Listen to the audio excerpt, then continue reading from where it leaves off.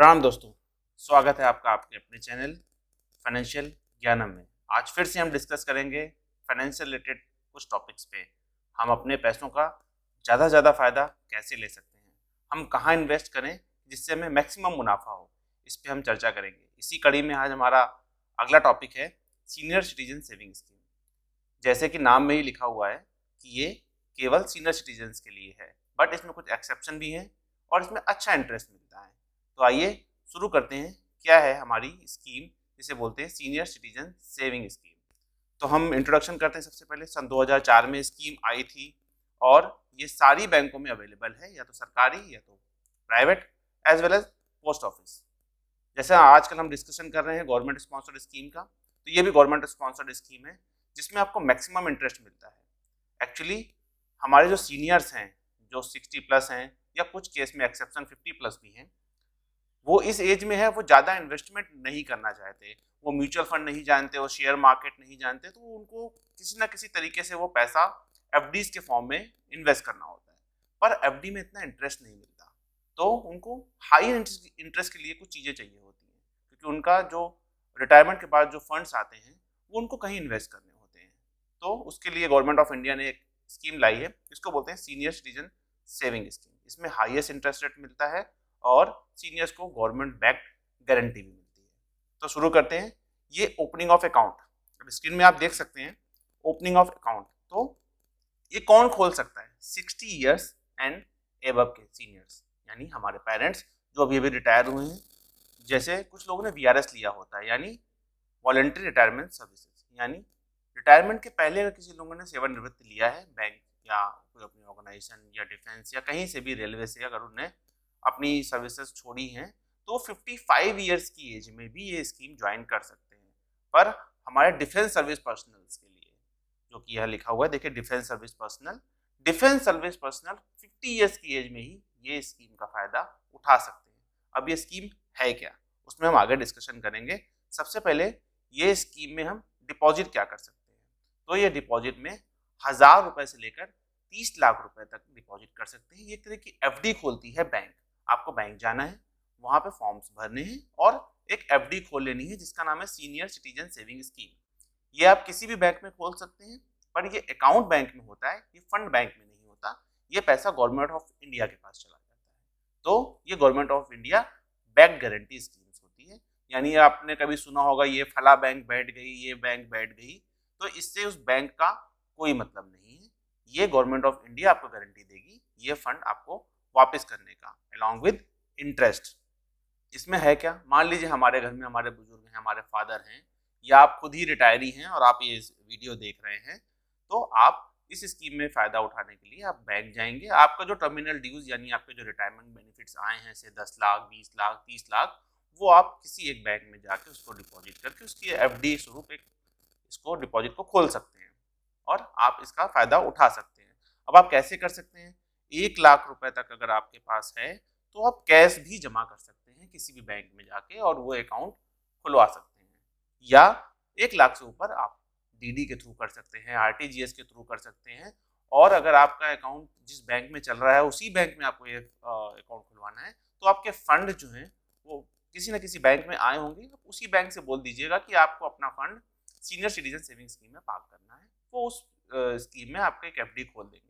पहले ये अमाउंट 15 लाख था, बट अभी रिसेंटली ये अमाउंट बढ़ा के 30 लाख कर दिया गया है। अब आप 30 लाख रुपए तक का डिपॉजिट इस स्कीम में कर सकते हैं और मैक्सिमम इंटरेस्ट रेट ले सकते हैं। अब वो इंटरेस्ट रेट है कितना, आपको पता है? ये स्कीम 8.2% का इंटरेस्ट रेट आज की डेट में दे रही है। बट इस स्कीम में कुछ फायदे हैं और कुछ लॉसेस भी हैं, और लॉसेस में भी ज़्यादा हों। इस पर हम बाद में डिस्कशन करेंगे कि इस स्कीम में लेने के नुकसान क्या क्या हैं। फायदे 8.2% इंटरेस्ट रेट है, और इसमें इंटरेस्ट रेट में एक ये प्रॉब्लम है कि ये क्वार्टर वाइज चेंज हो सकता है। गवर्नमेंट ऑफ इंडिया डिसाइड करती है ये इंटरेस्ट रेट क्या है। तो आज की डेट में ये इंटरेस्ट रेट 8.2% है।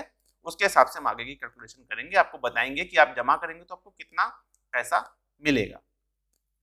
अकाउंट खोलने के बाद आप एज यूजुअल जैसे सेविंग अकाउंट होता है, यानी आपका बचत खाता होता है। आपको बचत खाते के बारे में अगर ज़्यादा जानकारी चाहिए, कैसे कैसे बचत खाते होते हैं, आप कमेंट में लिख सकते हैं, हम उसका रिप्लाई करेंगे, एक नया वीडियो भी बना सकते हैं about the saving schemes of different banks, उसमें आप ज़्यादा से ज़्यादा बेनिफिट कैसे ले सकते हैं। आगे बढ़ते हैं नॉमिनेशन। इस अकाउंट में नॉमिनेशन करने के लिए जो नॉर्मल सेविंग अकाउंट होता है वैसे ही नॉमिनेशन होता है, कोई भी आदमी अपने किसी भी नॉमिनी को अपॉइंट कर सकता है। और अगर ज्वाइंट अकाउंट है तो ज्वाइंट अकाउंट वाले भी नॉमिनी को बना सकते हैं। डेथ के केस में जो पैसा होता है वो किसी नॉमिनी को दे दिया जाता है जिसको आपने अपॉइंट किया होता है। पर नॉमिनी के भी कुछ क्लॉजेज होते हैं, अगर आप बोलेंगे तो अगेन मैं उसका फिर से वीडियो बना दूंगा। बट नॉमिनी ऑनर का ऑनर नहीं होता है, नॉमिनी अकाउंट का ऑनर नहीं होता है। अगर अकाउंट होल्डर यानी जो डिपॉजिट कर रहा है उसकी डेथ हो जाती है तो ऐसा नहीं है कि नॉमिनी उस फंड का हकदार है, वो विल में नॉमिनी नहीं है, इसका मतलब ये नहीं है। वो अकाउंट में नॉमिनी है, इसका मतलब ये नहीं है कि उस अकाउंट फंड का मालिक है, he is just a custodian. अगर उसके ओरिजिनल मालिक यानी डिजीज के बच्चे आ जाते हैं तो कोर्ट की कार्रवाई के थ्रू उनको उनका पैसा दिया जा सकता है। ये जस्ट एक डिफरेंट नॉलेज थी जो आपके लिए काम आ सकती है। अगर आपको फिर भी कोई क्वेरी हो आप कमेंट में डाल सकते हैं, आई विल रिप्लाई। अब हम इसमें नॉमिनी कर सकते हैं, इसमें नॉमिनी हम एक से ज़्यादा ही बना सकते हैं। कुछ बैंकें ये सर्विसेज देती हैं अपने सेविंग अकाउंट में करने के लिए, but as far as senior citizen saving scheme हम इसमें एक नॉमिनी बना सकते हैं और ये अकाउंट ज्वाइंट भी हो सकता है। तो ज्वाइंट के केस में भी हम नॉमिनी बना सकते हैं। इसमें एक और सुविधा है कि जैसे इसमें कोई भी बैंक इसमें चार्ज नहीं कर सकती अगर आपको नॉमिनी ऐड करना है या डिलीट करना है। अगर आपको नॉमिनी चेंज करना है, बहुत सारी बैंकों ने नॉमिनी चेंज करने के चार्जेस लगा रखे हैं, 100 रुपए, 150 रुपए, 200 रुपए। सरकारी बैंकें होंगी तो मे भी थोड़ा कम हो, प्राइवेट बैंकें होंगी तो ज़्यादा होगा। तो वन टाइम नॉमिनेशन वो फ्री देती हैं, बट अगर आप नॉमिनी चेंज करोगे they will charge you 100, 200, 500 rupees. वो आपकी बैंक पे डिपेंड करता है।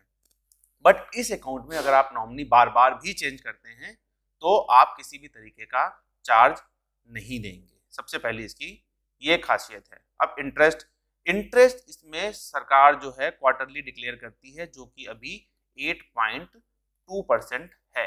तो ये आपको इंटरेस्ट रेट मैक्सिमम मिल रहा है किसी भी एफडी में। अभी भी किसी भी बैंक की एफडी जो भी करंटली जनवरी 2024 में रेट चल रहा है उसमें किसी भी बैंक की एफडी का इंटरेस्ट रेट 8.2% नहीं है। तो आप इसमें इन्वेस्ट कर सकते हैं। इसमें इंटरेस्ट का एक पोर्शन जो आपको क्वार्टरली मिलेगा। अगर आप ये सोच रहे हैं कि आपको लास्ट में कितना पैसा मिलेगा, तो ऐसा कुछ नहीं है। ये इसमें आपको इंटरेस्ट जो है क्वार्टरली ही मिलेगा। ये यानी सीनियर्स के लिए आश्रित रहने के लिए यानी उनकी डिपेंडेंसी के लिए अकाउंट होता है। आपने 30 लाख रुपए जमा करिए, उसका जो भी इंटरेस्ट क्वार्टरली होगा आपके अकाउंट में हर क्वार्टर के बाद यानी हर 3 महीने के बाद वो आपके अकाउंट में क्रेडिट होता चला जाएगा। आप उससे अपना रोजमर्रा का काम, अपनी ज़रूरतें वो पूरी कर सकते हैं। ये अकाउंट बेसिकली सीनियर सिटीजन को ध्यान में रख के ही बनाया गया है। अब क्या करते हैं, अब मान लीजिए अकाउंट मैच्योरिटी हो गया। मैच्योरिटी इसकी होती है 5 साल की। 5 साल बाद ये अकाउंट मैच्योर हो जाता है, पर 5 साल के बाद आप इसको एक बार 3 साल के लिए एक्सटेंड कर सकते हैं, इसको 3 साल के लिए बढ़ा सकते हैं, यानी 8 साल तक के लिए अकाउंट ही चलाया जा सकता है। अब आपने मान लीजिए 5 साल तक इस अकाउंट को चला लिया, उसके बाद इसको आपने रिन्यू नहीं कराया। रिन्यू नहीं कराएंगे, मान लीजिए 6 महीने, 7 महीने, साल भर चल गया, तो उस 7 महीने के लिए तो आपको जो इंटरेस्ट मिलेगा वो पोस्ट ऑफिस सेविंग बैंक का रेट, जो पोस्ट ऑफिस में बचत खाते का रेट चल रहा होगा, उस रेट के हिसाब से आपको उसमें इंटरेस्ट मिल जाएगा। यानी बैंक में आप जाएंगे, बैंक में जो उस समय पोस्ट ऑफिस का इंटरेस्ट रेट चल रहा होगा, जो अभी मोस्ट लाइकली 2.7% के आसपास है, वो आपको इंटरेस्ट रेट के साथ वो एफडी मैच्योरिटी अमाउंट आपको दे दिया जाएगा। क्योंकि आपको क्वार्टरली आपको इंटरेस्ट मिल ही रहा है, 5 साल के बाद आपको जो पोस्ट ऑफिस का रेट होगा उसके हिसाब से आपको उसका इंटरेस्ट रेट मिल जाएगा। अब इसमें और क्या क्या कर सकते हैं, तो इसमें हम आगे बताते हैं कि प्री मैच्योर क्लोजर। मान लीजिए आपको प्री मैच्योर क्लोजर लेना है उस एफडी का, तो क्या कर सकते हैं, तो यही इसका सबसे बड़ा ड्रॉबैक है। हम ये तो देख रहे हैं कि हमें 8.2% मिल रहा है, ये मेरी निजी राय है, तो इसको आप देख सकते हैं कि बट इसमें बहुत ज़्यादा फ्लॉ ये है, अगर आपको पैसे की ज़रूरत पड़ी, देखिए जो सरकारी बैंकें हैं, जो प्राइवेट बैंकें हैं, वो एफडी फ्लोट करती हैं। अगर आपको पैसों की ज़रूरत पड़ती है तो आपको इंटरेस्ट में थोड़ी सी पेनल्टी लगाते हैं। से सपोज करिए 6% में आपने एफडी बनाई और आपने थोड़ी पहले विड्रॉ कर ली, तो उस टाइम का जो इंटरेस्ट रेट होगा उसका नॉर्मल केसेस में 1% माइनस करके, यानी सपोज करिए आपने एक क्वार्टर या एक साल एफडी चलाई और आपने 10 साल की बनाई थी, एक साल का इंटरेस्ट रेट सपोज करिए चल रहा है 6%, तो 6% -1% यानी 5% में आपको वो एफडी जो आपका मूलधन प्लस ब्याज लगा होगा यानी प्रिंसिपल प्लस इंटरेस्ट होगा वो आपको अकाउंट पे डाल के तुरंत ही दे दिया जाता है। यही problem senior citizen saving scheme के साथ होती है। इसमें कुछ क्लॉजेज हैं। अगर आपको 5 साल के पहले ये पैसा चाहिए, नंबर 1 क्लॉज, अगर आपको ये पैसा 1 साल के पहले चाहिए यानी आपने आज 2024 में खोला और 2025 के जनवरी के पहले अगर आपको चाहिए तो आपको क्या करना पड़ेगा, तो इसमें जितना भी इंटरेस्ट अभी तक आपको दिया गया है, समझिएगा, जितना भी इंटरेस्ट आपको दिया गया है वो सारा का सारा इंटरेस्ट आपको वापस करना है। जी हाँ, इसमें आपको 1 साल तक कोई इंटरेस्ट नहीं मिलेगा अगर आपने इसका प्रीमेच्योर क्लोजर 1 साल के पहले कर लिया। दूसरा क्लॉज, अगर आपने इसको 2 साल के पहले तोड़ लिया यानी 1 साल के बाद और 2 साल से पहले, यानी अगर आपने इसको 2 साल के पहले तोड़ दिया तो क्या होगा, आपका 1.5% प्रिंसिपल का काट लिया जाएगा। 1.5% प्रिंसिपल बहुत बड़ा अमाउंट होता है, तो 1.5% आपका प्रिंसिपल भी डिडक्टेड, क्योंकि आपको क्वार्टरली इंटरेस्ट तो दे ही रही है सरकार। क्वार्टरली इंटरेस्ट के बाद वो इंटरेस्ट कहाँ से काटेंगे, तो वो आपका प्रिंसिपल ही उड़ा देंगे। अगर आपने 2 साल के बाद इसको तोड़ दिया और मैच्योरिटी के पहले, तो आपके प्रिंसिपल से 1% ये जो है निकाल लेंगे, यानी 1.5% निकालेंगे 2 साल के पहले, 2 साल के बाद 1% निकालेंगे, और अगर 1 साल के पहले है तो इंटरेस्ट भी निकाल लिया जाएगा सारा। तो ये इसका सबसे बड़ा ड्रॉबैक है। और एक छोटा सा ड्रॉबैक और भी है कि इसमें इसके इंटरेस्ट में आपको इनकम टैक्स डिडक्शन नहीं मिलता है।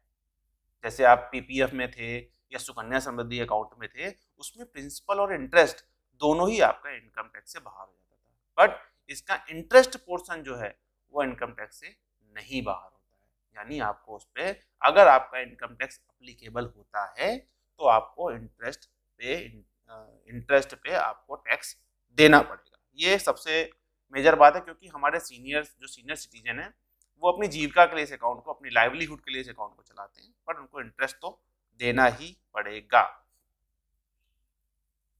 अब closure of the account, closure of the account यानी अकाउंट 5 साल के बाद बंद हो जाएगा आपका। अगर आप इसको एक्सटेंड कराना चाहते हैं तो 3 साल के लिए एक्सटेंड करा सकते हैं, बट अब और कब करा सकते हैं, यानी अगर डिपॉजिटर की डेथ हो जाए। डिपॉजिटर यानी जो अकाउंट होल्डर है, अब 60 साल के हैं तो हो सकता है कि ऐसा कुछ हो जाए कैलेमिटीज, तो अगर डिपॉजिटर की डेथ हो जाती है तो ये अकाउंट आपको पैसा आपके नॉमिनी या लीगल हेयर को, जैसे मैंने अभी बताया था ना, नॉमिनी या लीगल हेयर को, नॉमिनी है भी और लीगल हेयर ने क्लेम कर दिया तो ये पैसा लीगल हेयर को मिलेगा, नॉमिनी को नहीं मिलेगा। Nominee is only custodian of the account, nominee is not owner of the account. अगला, interest on the deposit shall be earn in the post office saving scheme. अब मान लीजिए कि अकाउंट होल्डर की डेथ हो गई और 6 महीने बाद क्लेम आता है, तो अकाउंट होल्डर की डेथ तक तो उसको मिलेगा इंटरेस्ट रेट जो सीनियर सिटीजन सेविंग स्कीम का प्रिवेलिंग रेट होगा। डेथ के बाद पोस्ट ऑफिस सेविंग स्कीम, बचत खाते का इंटरेस्ट सिंपल आप मान लीजिए, उसमें पोस्ट ऑफिस सेविंग स्कीम का आपको इंटरेस्ट मिल जाएगा, बट इंटरेस्ट तो मिलेगा ही। डेथ के बाद की बात मैं कर रहा हूँ। और अगर ज्वाइंट अकाउंट होल्ड में है, मान लीजिए स्पाउस के साथ ज्वाइन करा रखा है आपने, तो स्पाउस अगर क्राइटेरिया फुलफिल करती है सीनियर सिटीजन सेविंग स्कीम्स का, समझिए आप, सीनियर सिटीजन सेविंग स्कीम का क्राइटेरिया स्पाउस को फुलफिल होना चाहिए, यानी स्पाउस अगर डिफेंस पर्सनल है तो 50 साल तक, यही तो 60 साल तक। अगर आपकी स्पाउस 60 साल की है तो आपके ना रहने के बाद, यानी अकाउंट होल्डर के ना रहने के बाद भी स्पाउस इस अकाउंट को रन कर सकती है, नहीं तो इसको क्लोजर करा सकती है without any penalty. Extension of the account, जैसे मैंने आपको बताया कि एक्सटेंशन ऑफ द अकाउंट 3 साल के लिए आप इसको एक्सटेंड कर सकते हैं, और ये 3 साल के बाद जो एक्सटेंड करेंगे तो उस समय बिल्कुल नए अकाउंट की तरह ट्रीट होगा, जैसे आज नया अकाउंट खोला गया है 3 साल के लिए, तो जो नियम व शर्तें 3 साल बाद के लिए होंगी वही इस पे अप्लीकेबल होगी, और इस पे पुरानी शर्तें नहीं लगेंगी। 3 साल के बाद एक नया अकाउंट मान लिया जाए, 5 साल के बाद एक नया अकाउंट मान लिया जाएगा, जिसमें 3 साल के लिए अगले आप उसमें आपको इंटरेस्ट मिलता रहेगा सीनियर सिटीजन सेविंग स्कीम का, और उसके बाद मैच्योरिटी के बाद आपको इंटरेस्ट रेट फिर वही जो सेविंग अकाउंट का मिलता है, पोस्ट ऑफिस सेविंग अकाउंट यानी सेविंग अकाउंट को जो इंटरेस्ट मिलता है वो आपको मिलेगा। टैक्स प्रोविजंस, टैक्स प्रोविजन में वही थोड़ा सा लोचा है जो मैंने आपको पहले बताया था।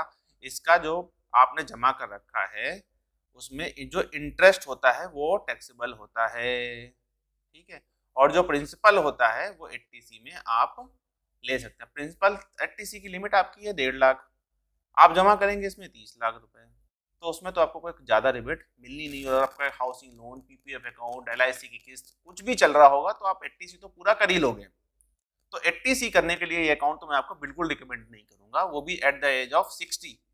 सपोज करिए आप अपने फादर के लिए भी खोलना चाह रहे हैं, तभी फादर की एज 60 है, तो उसमें आप इतना ह्यूज अमाउंट इन्वेस्टमेंट करेंगे और आपको उसमें 80C तो 1.5 लाख की रिबेट मिलनी है। 1.5 लाख रिबेट से कुछ फायदा नहीं होना। और इसका एक सबसे बड़ा ड्रॉबैक है इसका प्रिंसिपल भी रिबेट में नहीं होता है, यानी सॉरी माफ करिएगा, इसका इंटरेस्ट भी इनकम टैक्स रिबेट में नहीं आता है। इसके इंटरेस्ट में आपको इनकम टैक्स कटाना पड़ता है। और अगर आप चाहते हैं कि बैंक आपका TDS डिडक्ट ना करे तो बैंक को आपको एक सिंपल सी छोटी सी रिक्वेस्ट देनी पड़ती है कि आप 15G या 15H फॉर्म जमा कर लें। 15G या 15H फॉर्म आप अगर जमा करेंगे तो आपका बैंक TDS नहीं काटेगी। अब ये 15G 15H फॉर्म क्या होता है, जो हमारे सीनियर सिटीजन हैं या जो FDs करते रहते हैं उनको ये पता होगा कि ये फॉर्म क्या होता है। बेसिकली ये जो बैंक TDS काटती है, यानी बैंक जो आपका टैक्स काटती है, टैक्स डिडक्शन है, सोर्स जो होता है आपका, जो बैंक टैक्स काटती है वो टैक्स के लिए फॉर्म 15G 15H होता है। अगर आपको बैंक से टैक्स नहीं कटवाना है, आप चाहते हैं कि आप अपने टैक्स का ध्यान खुद ही रख सकते हैं, आप खुद जमा कर देंगे, तो आप 15G या 15H, 15G फॉर्म जो 60 साल से नीचे के लोग होते हैं उनके 15G होता है, और जो 60 साल से ऊपर के लिए होते हैं उनके लिए फॉर्म 15H होता है। तो 15G या 15H आप बैंक में रिस्पेक्टिव जमा कर सकते हैं और वो बैंक आपका TDS नहीं काटेगी। अब डॉक्यूमेंटेशन, जो सेविंग अकाउंट खोलने के लिए डॉक्यूमेंटेशन चाहिए होता है वो आपको जमा करना है। पर अब जो लेटेस्ट गाइडलाइंस है उसके हिसाब से अब आधार कार्ड कंपलसरी कर दिया गया है इस अकाउंट के लिए। अब आपको आधार कार्ड लगाना ही पड़ेगा ये अकाउंट खोलने के लिए, और पैन कार्ड तो मैंडेटरी है ही, क्योंकि आपको इनकम टैक्स रिडम्पशन लेना है। और जिस भी अकाउंट में इनकम टैक्स रिडम्पशन आता है वहां आपको पैन कार्ड लगाना कंपलसरी होता है। तो अब इसमें हम और क्या क्या कर सकते हैं, अब इसमें हम देखते हैं कि हम कैलकुलेशन करते हैं कि इसमें क्या कैसे हम मुनाफा ले सकते हैं, क्या इंटरेस्ट रेट कैलकुलेशन हम इसका करेंगे और किस तरीके से हम इसमें कर सकते हैं। तो इसके लिए हमने एक कैलकुलेटर खोला हुआ है, ये है हमारा senior citizen saving scheme calculator. और अगर इसमें हम 30 लाख रुपए जमा करते हैं तो 30 लाख रुपए अगर हम इसमें जमा करेंगे और 8.2% का इंटरेस्ट रेट हमें अभी मिल रहा है, तो हमारी क्वार्टरली इनकम आएगी 61,500 रुपए। यानी 61,500 रुपए हमारे सेविंग अकाउंट में हर क्वार्टर यानी हर 3 महीने के बाद जमा हो जाएंगे। यानी 20,000 समथिंग, 20,000 21,000 रुपए के आसपास आसपास 20,500 रुपए आप मान के चलिए, 20,500 रुपए आपको जमा हो जाएंगे आपके खाते में। अब फिर इसके बाद आप मान लीजिए ये थोड़ा ज़्यादा आ रहा है इनकम टैक्स कैलकुलेटर में, तो रेट ऑफ इंटरेस्ट इसका 8.2% होगा। और अगर आप 30 लाख रुपए जमा कर रहे हैं तो आपको 61,500 रुपए आपके अकाउंट में हर महीने आते रहेंगे। जैसे मैं आपको दिखाता हूँ,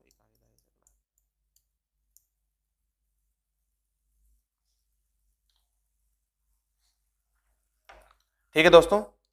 अब ऐसी जानकारी हम आपके लिए लेके आते रहेंगे। आपका स्वागत है, आपका धन्यवाद। ठीक है दोस्तों, ऐसी जानकारी हम आपके लिए लाते रहेंगे। धन्यवाद। आपके अपने चैनल फाइनेंशियल ज्ञानम में प्लीज़ लाइक एंड सब्सक्राइब ज़रूर करें। धन्यवाद।